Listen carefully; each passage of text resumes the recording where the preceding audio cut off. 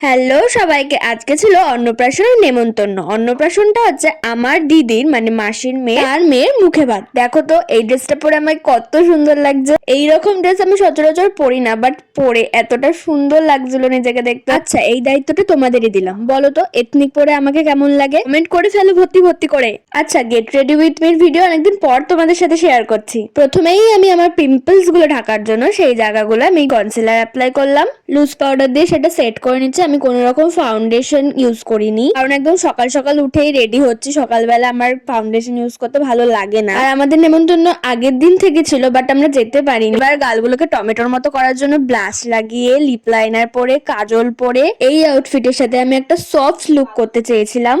কানের একটা বড় পরেছিলাম, কারণ আমি এর সাথে কোনো জুয়েলারি পরবো না।